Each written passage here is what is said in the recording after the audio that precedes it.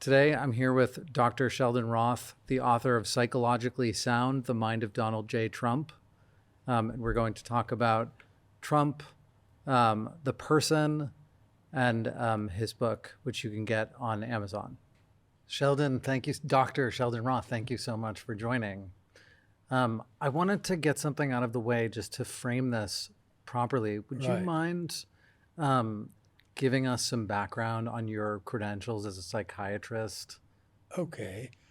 I have credentials which actually are very mainstream and acceptable in most quarters. I'm retired for about 15 years now. I'm 86. But for about 40 years or so, I was assistant professor of psychiatry at Harvard Medical School, which is, as you know, rather mainstream. I've heard of it. Yes. And for a while, I was full-time at Harvard, but I didn't like all the administrative work. So I did part-time teaching there. But for a while, for several years, I was the assistant clinical director of the Massachusetts Mental Health Center, which, aside from being a worldwide referral center for psychiatry, was the main teaching arm of the Harvard Medical School for their students. So I've taught students, residents, every level. I was instrumental in the development of psychoanalysis in Russia after the Soviet Union fell, and went there once a year for several years. And I've continued to be in contact with various people, supervising them long distance.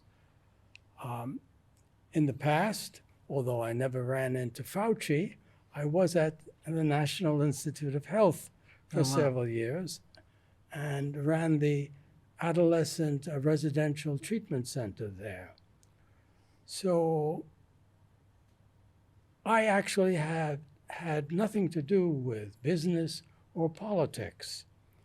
And in my retirement here in Los Angeles, Cora, my wife, and I have moved here due to the fact that all our children here, and we now have 7 grandchildren here. So we wanted to be part of their lives, which we have been. But while I was out here, I got a call from a very eminent person who, may rest in peace, passed away a few years ago, who was a Democrat, an ardent Democrat. And this guy, I had known his name because I had read his articles. He was a forensic psychiatrist who worked for the CIA for 21 years. He wrote for the White House the profiles on Saddam Hussein, Kim Jong-un's father, and actually followed his policies. He had a very good idea, which was he had heard in Washington, I don't know from whom, that I was conservative. And truthfully, I don't know how he knew that, because when I was at NIH, I was very much kind of leftist Democrat. You know the old saying, if you have a heart when you're young, you're a Democrat. If you have a brain when you mature, you're conservative and Republican. But he had heard that I was conservative and wanted to write a book with someone who was pro-Trump, and he was anti-Trump and pro-Clinton. And What year was this around? this was during the middle of Trump's first administration, about a year and a half or two after he was elected. And he felt that the nation was divided and that we could provide a model for how two opposite points of view could find ground to talk. The project never fully worked out. Turned out he was quite ill. He was 3,000 miles away in Washington, and I was in Los Angeles. And I did a good deal of writing, and we ended that project, and I put it away in a drawer. And then I had the thought, no, I loved my first chapter. I, wa- I did not want that to go to oblivion. My first chapter in the book, and this is the book, this is right here. My first chapter is called Citizen Trump, because his favorite film, and he's passionate about it and has been interviewed about it, is Citizen Kane. Mm-hmm. And I use that as if it were a dream production, everything he said about it, to get into that aspect of his mind.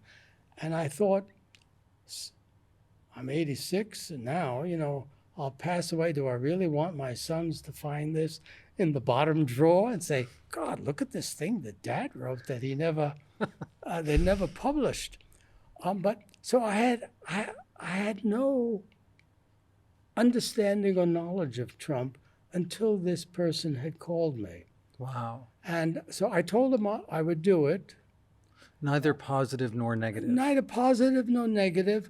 I only knew of Trump because I grew up in New York, and I'd been to Trump Tower, and he has these wonderful shops all through the lower level of the tower. His business is up at the top, but the bottom is a busy warren of people's shops, restaurants. So I'd been in that, but I really knew nothing about Trump, except I knew he was a popular figure. So I told this forensic psychiatrist I would need 4 or 5 months just to read and learn who he was and what he thought. Of course, although I had conservative views, I didn't know what his were. Did you vote for him in 2016? I voted for him in 2016 and 2020 and in the last election. So I read everything he ever wrote. He's got about 14 books out. Most of them are the art of this and how to do that and how you can be better. They're all, in some fashion, teaching devices in which he wants to impart his knowledge to others.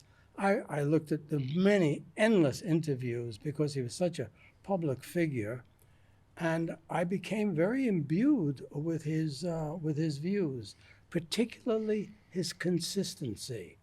You can look at some interview of Trump, and they're on YouTube. You can find them easily. 30 years ago, he's saying things that he said yesterday.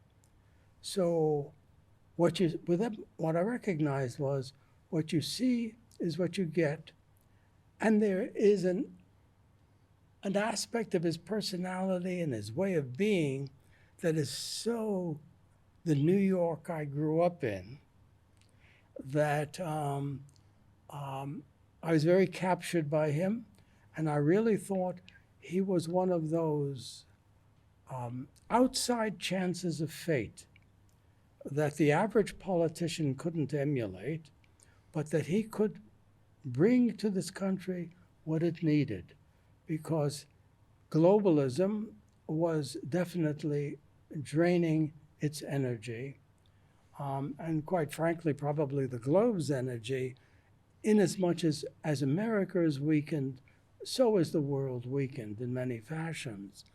So I became enthralled by it, and once that first project stopped, I went ahead to continue with this project. And the whole world of politics opened up to my mind, the world of business, because I had been a psychoanalyst as well. I was one of those high priests, a training psychoanalyst. And this was a whole new world to me. And I realized that my mind had been blind to an essential aspect of life, that a lot of how our lives get constructed derive from what politics does to the culture, that it's inescapable. From Washington and Madison and all those guys on down, they shaped the nature of our culture. But that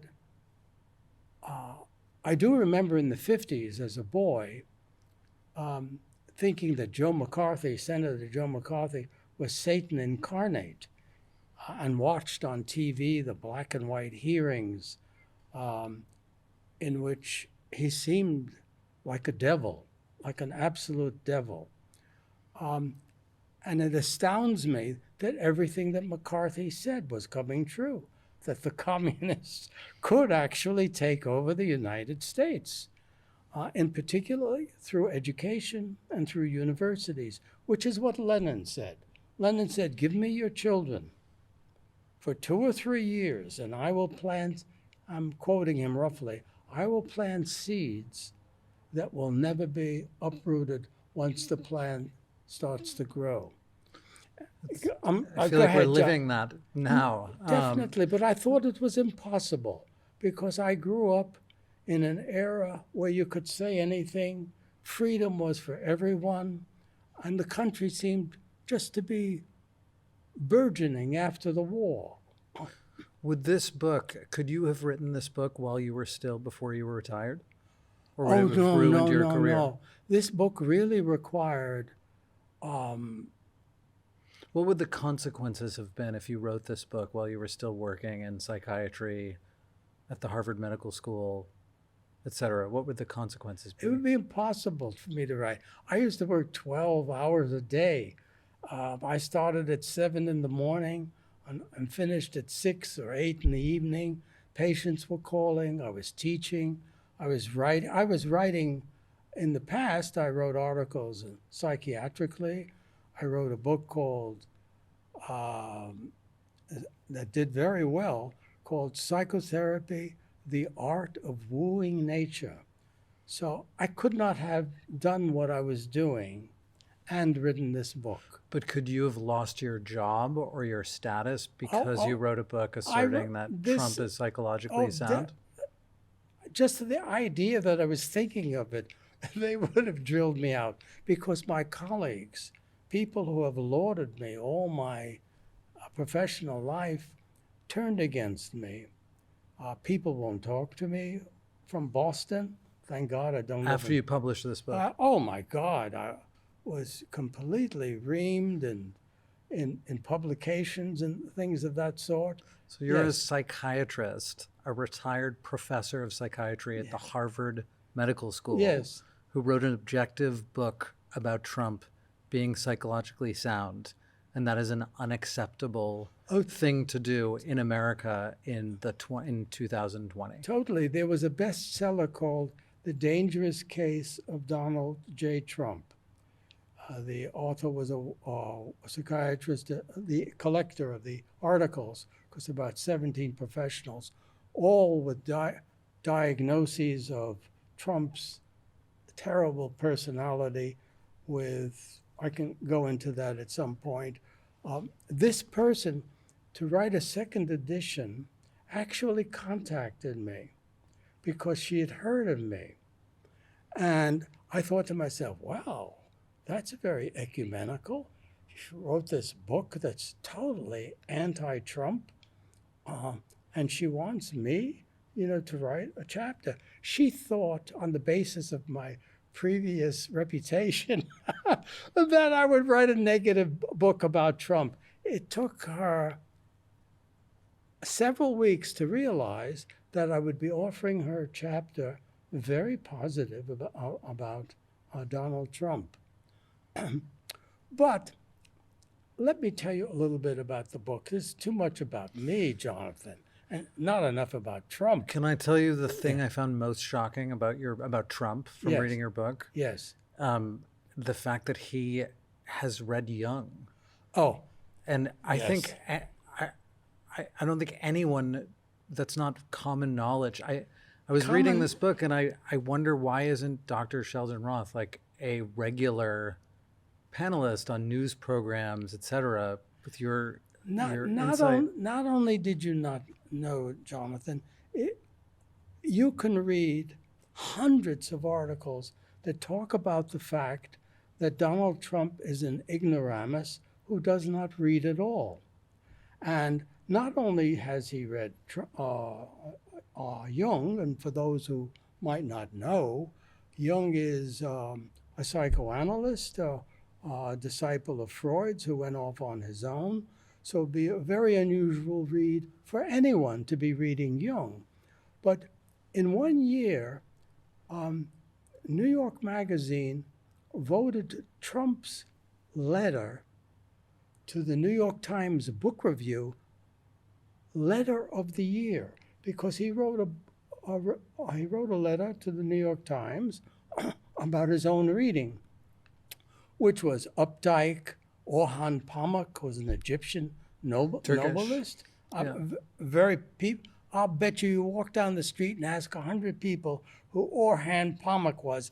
If you got one person who knew who he was, I'd be surprised. He won a Nobel Prize as Egyptian, but Trump was quoting Orhan Pamuk, Updike, Philip Roth in this letter. Now, because Trump has this phenomenal constitution, he sleeps only about 4 or 5 hours a night his entire life. And what he used to do during the nighttime, up until 1, 2, 3 in the morning sometimes, he would read. He read Socrates, he'd read all these books. Now, I think once he got to the White House, he couldn't do it anymore. He was on the phone all night with senators, with representatives, but he was a very well-read man. And in the morning, his administrative assistant, Norma, would provide him with the Wall Street Journal, New York Times, New York Post, Daily News, and one or two other, maybe the Washington Post as well. He'd go through the newspapers, and she'd have a lot of articles clipped out for him. He absorbed it all. He very, very sharp mind. He's referred to himself as a genius. He's no genius, but I do want to mention that his father's brother was a very eminent professor at MIT, had innumerable patents awarded him, and some of the most advanced programs in medical X-ray technology were developed by John. Trump's middle name, John, is after his uncle John. And his sister was a federal judge of great renown, his oldest sister, Mary Ann Barry. So it's a very bright family, very sharp minds, all across the board. So he did read, but you will, to this day, see articles that talk about him as an ignoramus who doesn't read it. I could see you want to say something, John. Well, I think the conventional... See, I write about Trump, so I'm like Trump. I'm just flooding you with words. No, the conventional idea of him, and I held this probably before 2016, is that he's an ignoramus. He's vulgar. He's rough around the edges. He's a narcissist. He lacks empathy. He's like an overgrown child. He's impulsive. It would be dangerous for him to be president of the United States. He doesn't have the capacity or the temperament to make complex decisions, et cetera. It's utter bullshit. And one of the other things that I found really fascinating, because I continue to learn about him, I thought he was like a necessary evil kind of thing when I first voted for him in 2020. It was like, well, I don't like his personality, but we need Trump for freedom and to save America. And now I really like him and think he cares. And after reading your book, I find he's a sophisticated character. He spends, you mentioned the solitude, like the time that he spends alone. It's incredibly considerate. Complex, calculating. So I guess my question is, how did we get to this? Like, you have experts out there, like, I don't know if you know who Sam Harris is, he's a neuroscientist who has publicly said, these people have, I guess, Trump derangement syndrome, where they become so emotional and get so triggered by him that they lose the capacity for reason and objectivity. And I encounter this on a regular basis living here in Los Angeles. I don't seek out conflict, but I'm not quiet about my views if I'm asked about them. So what is it about Trump that triggers this? Like, what is the nature of Trump derangement syndrome? Well, everything you say stimulates so many thoughts in me, Jonathan. But one thing I tried to do in this book is write it in such a fashion that the average person would get it. Because I wrote it from the point of view of the essential things in life that everyone understands. When you meet a person, there's usually two things in your mind.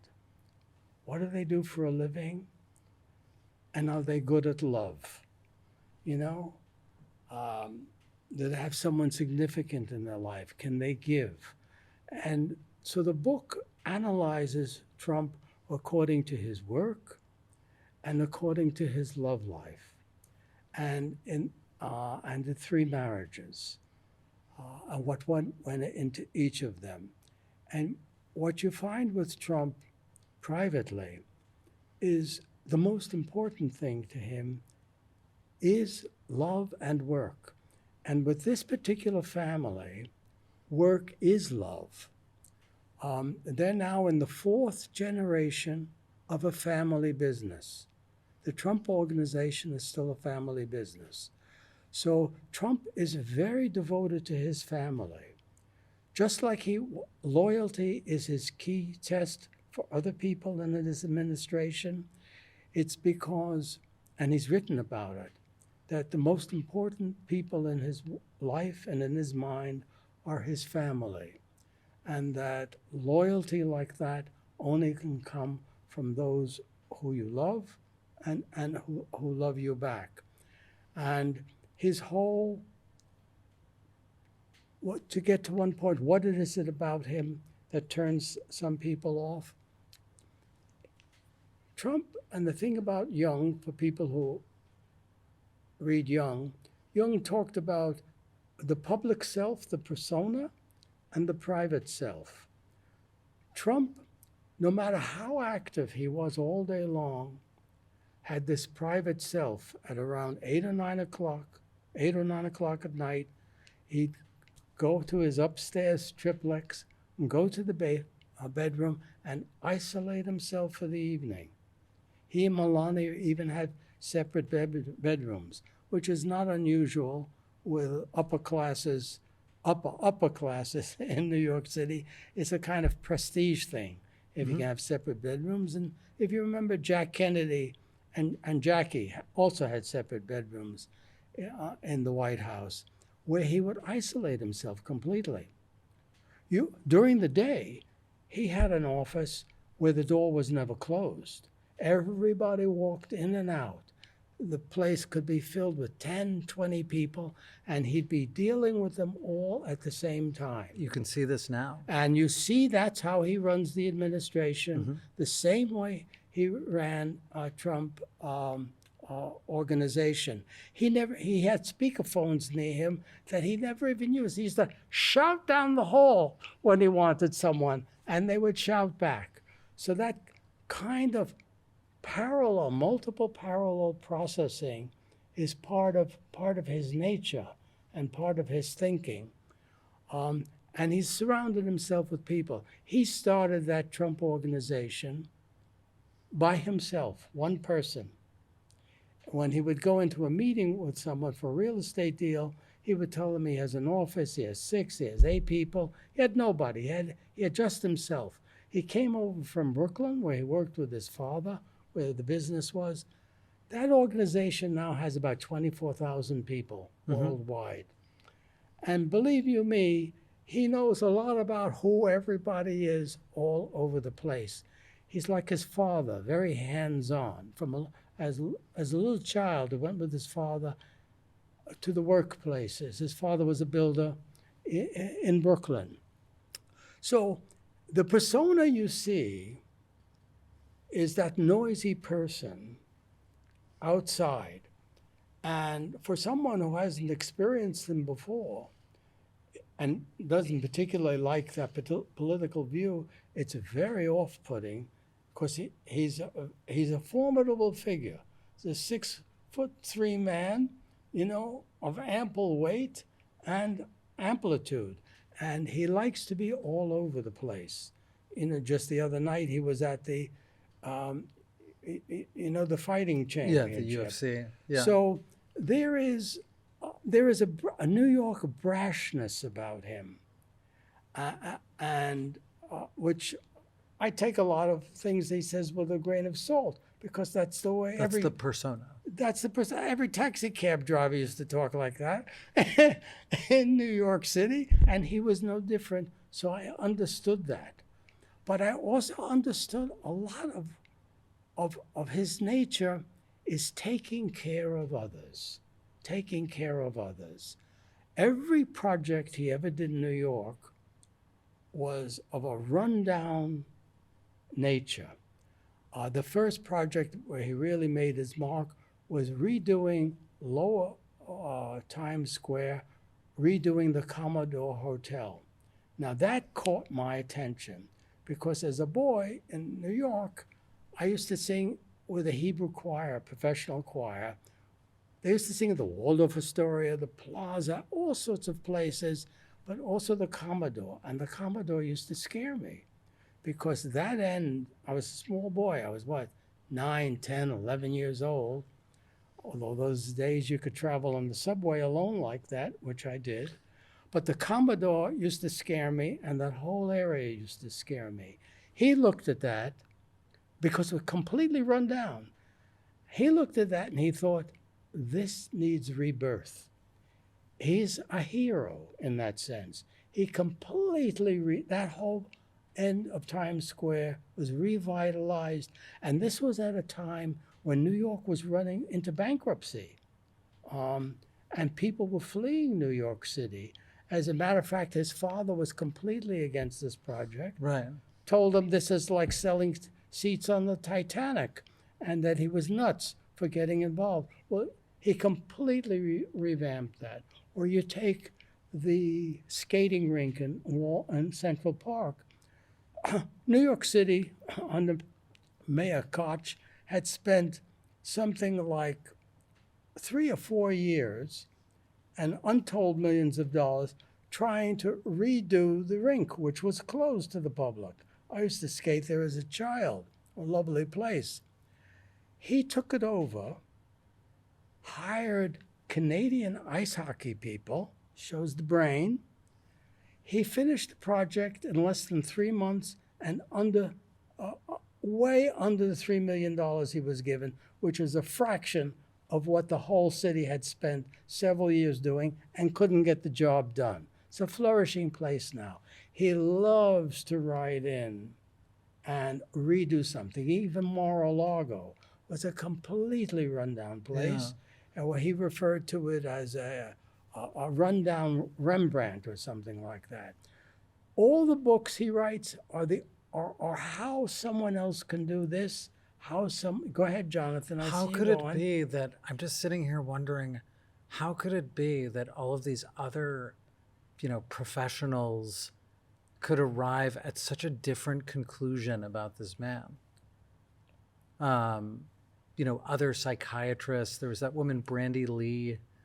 These people who've publicly criticized him, written books about him being unhinged. How could you arrive? How could there be such different conclusions from academics, from smart people? It's mind-boggling. I want to just, from my books, the easiest way, so I don't. These are the diagnoses that my ex-colleagues leveled against him and wrote long articles about it. Listen to this list: narcissistic personality disorder, malignant narcissism, bipolar disorder, hypomanic temperament, delusional disorder, paranoid, sociopath, psychopath, senile dementia, extreme hedonism, histrionic personality disorder, impulse disorder, ADHD, and even normality. One guy wrote an article, you know what he called? said they had malignant normality. What does that mean? Well, you know where that comes from, interestingly? Is any of that true, by the way, or no? No. This is garbage.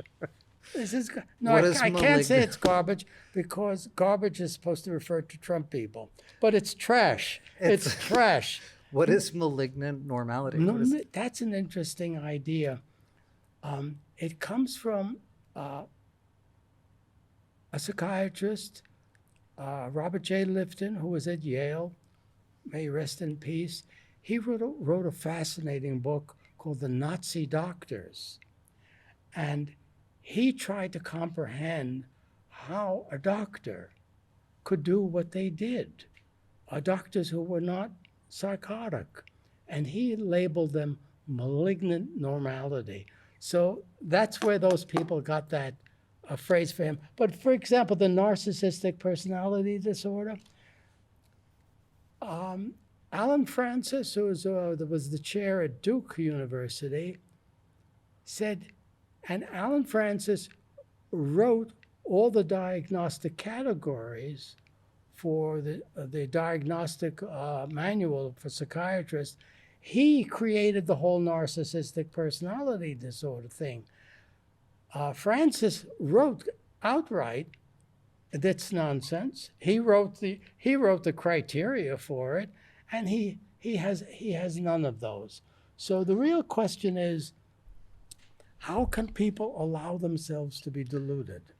yes, what is it in all of these other people? You know, people call it Trump derangement syndrome.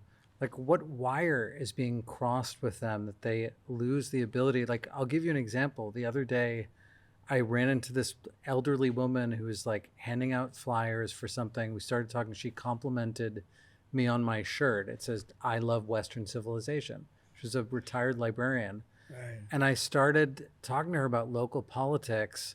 And I said something like, well, you probably wouldn't like my politics. And the subject of Elon Musk came up. And she, like, I was just watching this person like short circuit in her mind. She became like physically dysregulated and lost the ability to reason. So Yes. are we in like is it a psychosis? Like, are we in a collective psychosis? I wouldn't like to use that, having loved my work with people who suffered from psychosis. I wouldn't want to malign their suffering by using that phrase. Okay. But I will say this, that going back to Lenin, give me your children and I will. Over 2 decades, increasingly, education has been hijacked by at first socialist thinking, and in recent years, more outright communist thinking. The hiring policies of many of these places, particularly the universities, have systematically refused to hire conservative people. I think something like 90 or 95% of the faculty at Harvard identify as Democratic. These people, and that's across the board. So these people eventually many of them moved into journalism, moved into controlling the media, moved into this kind of format. Mm-hmm. And to a great extent, they have shaped the thinking of many people who only read those organs, so to speak, and were educated in that fashion. So if someone from childhood to midlife and further, all they hear is bad, what it will do to distort, abuse you, misuse you. There is a social mindset that views them the same way. In my childhood, we viewed the Russians. When I was a child, all you heard about was the Russians were going to kill you. I thought of the Russians and the communists as the most evil kind of people in the world, which, having taught in Russia subsequently, I can tell you it's hogwash. Not Hogwarts, but hogwash. And so there has been a brainwashing of the public. So until an adequate rejoinder to all of that is it's only in recent years, for example, that CNN has fallen into disrepute. I can remember CNN being lauded as the lodestar to educated understanding. And only in recent past 2 or 3 or 4 years has Fox News developed a following. So the public at large, every day, from every possible angle, hears terrible things about anybody who has the views that Trump has. But let's face it here, Jonathan. You look through American history. American history has always swung between two poles, globalism and isolationism. You can trace it through Jackson and Polk, and incidentally, he recently switched Jefferson's portrait in the Oval Office and put up James K. Polk. We can talk about Polk and why that's so. So most people only know what they hear. What is the intervention, the psychiatric intervention for society to fix this? I think the basic intervention... Because I've found that there's no getting through to people, much as I try, as reasonable as I try to be, unemotional, objective, listening, like Socratic method. Is there some kind of societal intervention that needs to take place that can right this? The only thing that would correct that, in my view, is for the Trump administration and the Vance administration, which will follow it, with Rubio as vice president, if they succeed in bettering the lives of American people in terms of economic security and public safety and opportunity, that's the only thing that would really change a person's mind. If they suddenly feel, my God, it's been 1 or 2 or 3 years and the schools are better and my economic opportunities are better, and my neighborhood isn't filled with crime, maybe there's something to this guy that I wasn't willing to look at. But until people's lives, actual lives, change, they will use the scapegoat. They will use a lightning rod to harness all the pain and grief of everyday life. So when you're meeting someone who is so vehement about that, there's no engaging them really, unless they're interested in understanding how you think. Most people, when you talk to them, are only interested in telling you what's on their mind. Most people are not really interested in what's on your mind. Only love will do that. You suddenly want to know who, what, where, when, and how, but otherwise, most people just want to tell you what they think, which was okay in my profession. The less I said, the better, because that's not what they were there for. So unless they're really interested in hearing you, it's more humane and more respectful just to mind your own business, so to speak. That's what I would say. And as far as I can see... But if he's successful over time and people's lives change, that's what they know. Real life experience.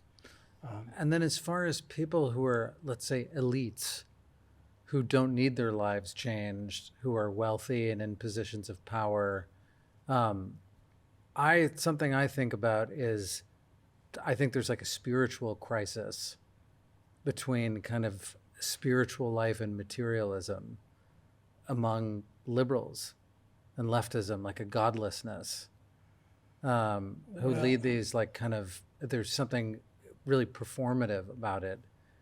As far as those people are concerned, like, is there any getting through to them if they feel they're above the life, their life changing because of Trump? I don't think so. I think there's a whole group of people who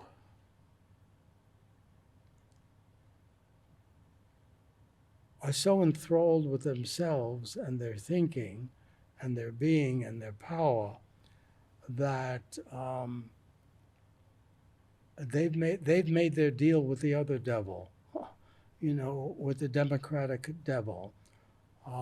Although, as you may know, since you have more than a passing acquaintance with technology, there has been a split in Silicon Valley between Musk, so to speak. Even Zuckerberg is toying around. I don't trust him. No, you can't. But the point is, he sees where the power is. Yes.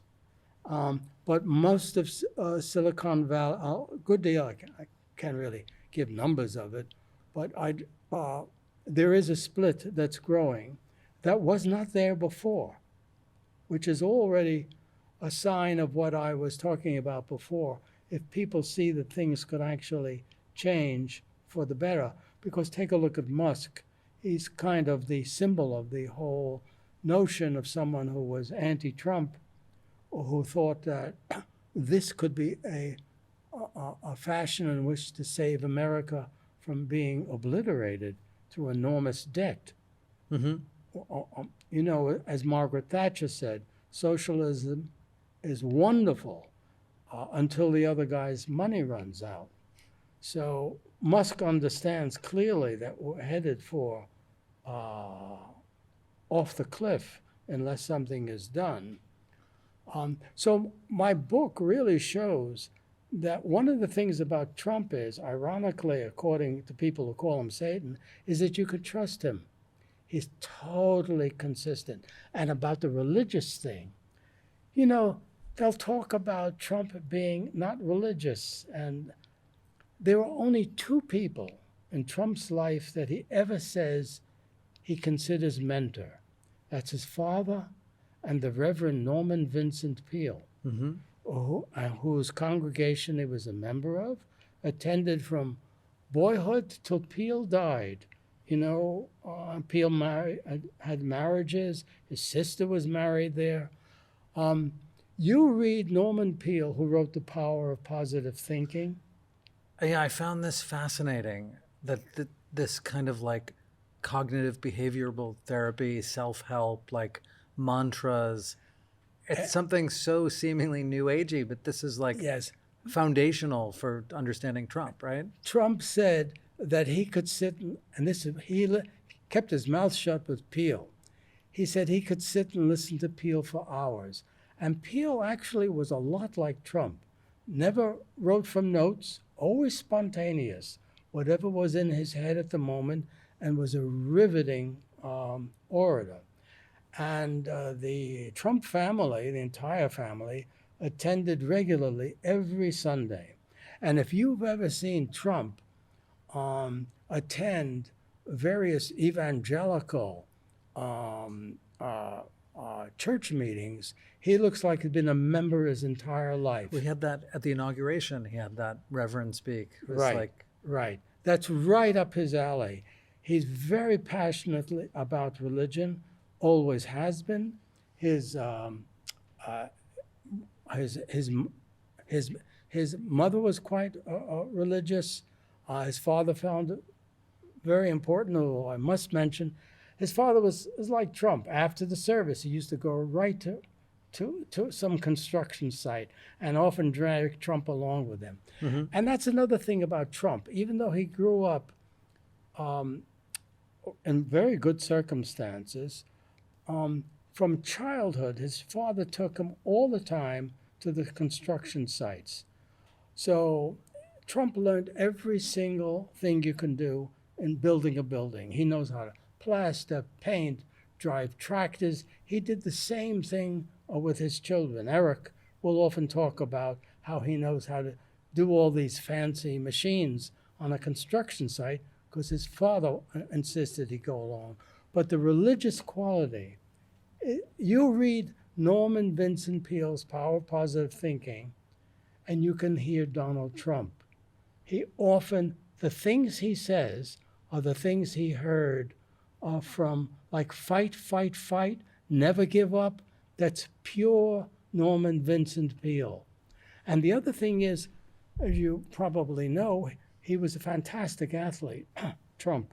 I didn't know that. Oh, my God. He had offers from the Red Sox, the Phillies. Really? Yes, and he had offers from the West Point team. You know, he was a really rambunctious child in elementary school, and his father finally took him out and put him into military school, New York State Military Academy, when he was about 13. So for 5 years he was in that academy, and I want you to know he was a model student, but a super athlete. He was captain of the baseball team. He won all sorts of awards. And his two favorite characters in his childhood were Yogi Berra and Roy Campanella, which tells you a lot about him. Those are two of the most beloved sports figures in New York history. It ain't over till it's over. It ain't over till it's over. What, Dr. Roth, you mentioned in the book also the unbearable. Yes. So he's a human, he's flawed. Like, what are your misgivings about Trump the person, as you know, as it relates to being president? Like, what's the shadow? What is Trump's shadow? I wrote a chapter in here called Niagara Falls, because there used to be this skit. The Three Stooges did it. Abbott and Costello did it. Curly or Lou Costello would be in a prison cell with some gentle, enormous giant who then begins to tell the tale of why he's in prison and who he murdered, because the guy ran off with his wife and they found him in Niagara Falls where he did all his dirty deeds, and he goes crazy every time he hears the word Niagara Falls. Well, Trump does things that, to me, it's like Niagara Falls to this guy, going wild in the prison cell. Usually beats up Curly or beats up... For example, he had this thing called Trump University, which was a complete sham. It breaks my heart every time I see it. He said he'd individually, have consultations with anybody who signed up for the course, never showed up for anything. They took pictures with cardboard cutouts of him. It was so sad. It's a complete sham. It went to court. He had to pay out to a lot of these people. That aspect of Trump, like all these Trump coins and Trump, it's like some avaricious, greedy part of him gets the better of him. And the other thing is that his family loyalty has allowed him a free rein in nepotism, the placing of his children and close relatives in important positions in the government. So the nepotism, which is connected to his reliance on his family. What Trump often said, when they asked him after some 50 years in business in New York, who'd he rely upon? He said, out of several hundred contractors, I've come down to 5. So it took him a long time to learn the lay of the land. When he went to Washington, he knew nobody. That was the total chaos of that first administration. So he depended on the family. He was sending Ivanka Trump on diplomatic meetings to meet the Korean ministers and things.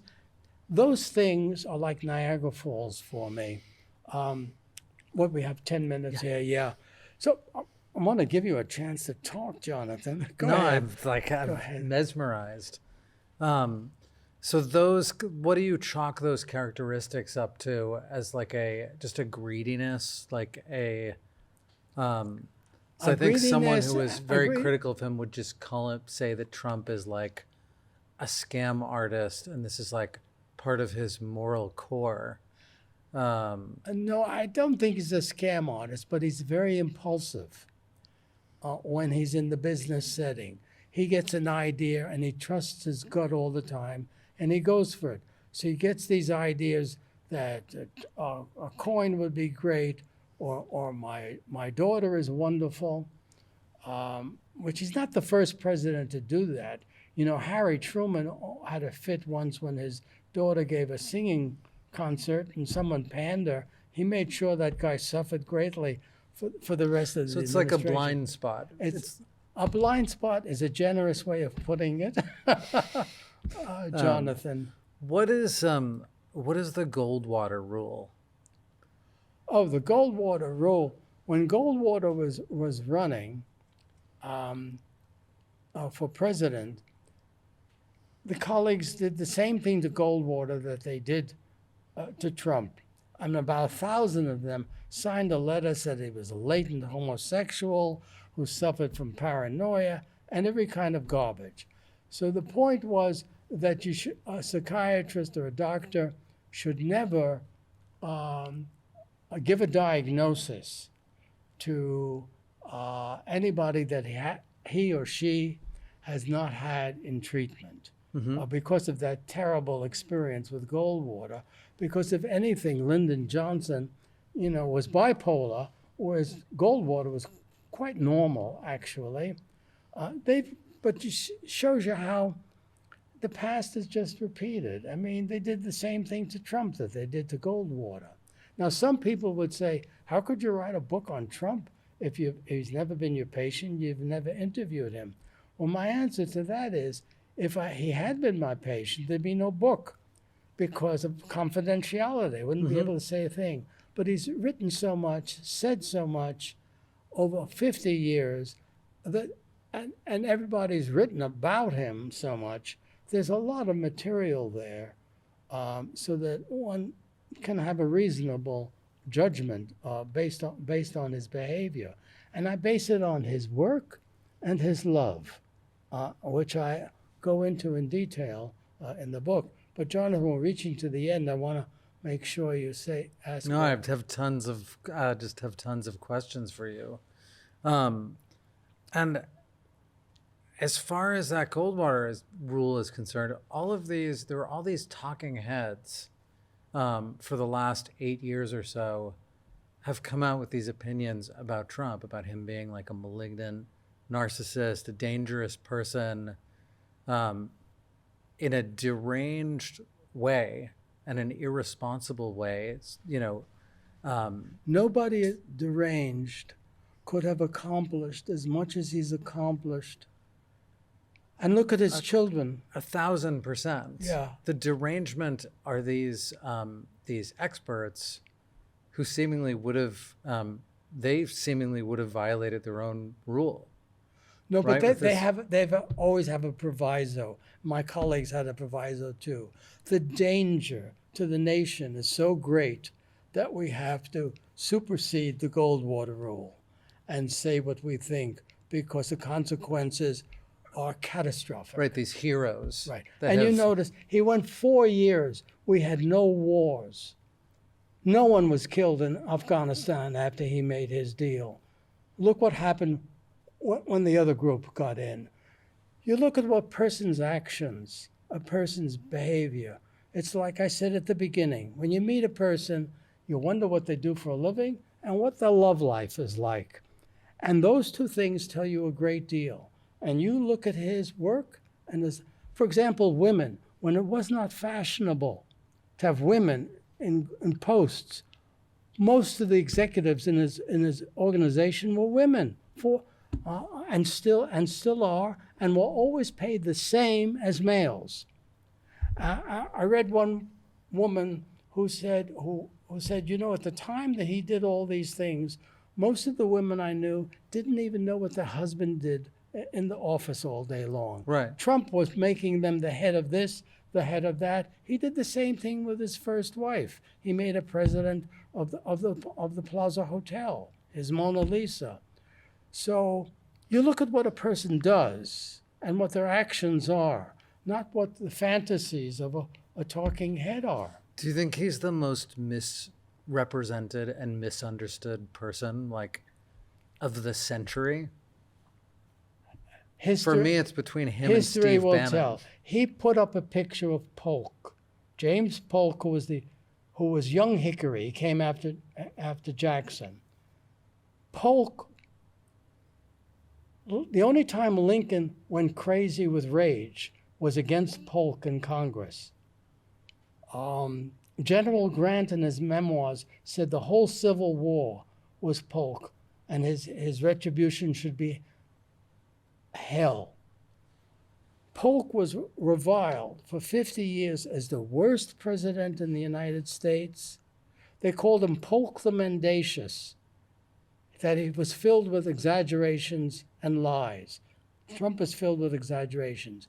His diaries were found after his death, and now you find him on the list of the best 10 or 12 presidents in the United States. He expanded the United States, like Trump with Greenland and Canada, the state. Almost 1/3 of our country was obtained during Polk's administration. So here's a person who was reviled as the worst person as president for 50 years, and now comes in the top 10 or 12. So history, particularly if Trump accomplishes what he sets out to do, even a great fraction of it will be monumental for this country. So the talking heads are filled with educational bias, as I've explained earlier. They've been educated and taught by people they revered who thought otherwise. It's so incomprehensibly stupid. It's hard to get your mind around.